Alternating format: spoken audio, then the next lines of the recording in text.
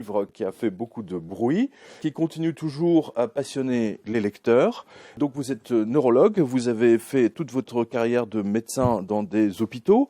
Vous n'êtes pas du tout un spécialiste du bien-être ou vous savez les grands spécialistes New Age qui font dans la somatisation. Vous avez vraiment 40 ans d'expérience médicale derrière vous.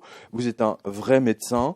Et vous, dans ce livre, vous avez quand même jeté un sacré pavé dans la mare qui va dans le sens du docteur Hammer qui avait publié ça, mais qui a eu beaucoup de soucis et qui est allé peut-être sans doute même beaucoup trop loin. En revanche, je tiens à préciser que ce livre est absolument exceptionnel et que tout le monde devrait le lire parce qu'on apprend à comprendre nos maladies.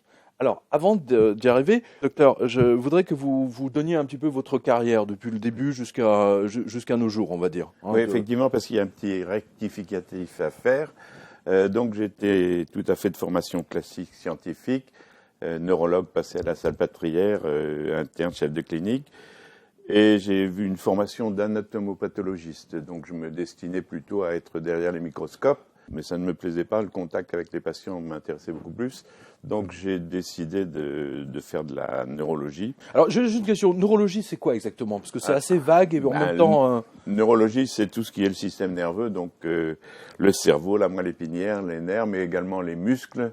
On va de la migraine à la myopathie en passant par les tumeurs du cerveau ou les maladies dégénératives. Donc c'est quelque chose qui est très étendu et le nombre des explorations fait qu'on devient spécialiste de sa petite branche. Alors, vous avez été chef de service pendant combien de temps? Combien de patients avez-vous vu tout au long de votre carrière, grosso modo, à la louche? Les patients que j'ai vraiment écoutés, je dirais plus de 30 000. C'est-à-dire ceux que j'ai pris le temps de voir d'une façon différente. Mais autrement, peut-être 45 000 depuis le départ. Donc ce livre est vraiment le résumé de toute votre expérience avec 30-40 000 patients. C'est énorme. C'est absolument énorme. Oui. La cassure s'est faite en fait en 1984. Je suis allé dans un lieu de prière et j'ai vu une patiente qui était en petit fauteuil depuis des années se remettre à marcher de façon complètement inattendue, puisque en neurologie, lorsqu'on parle de séquelles, ce sont des séquelles qu'on juge définitives.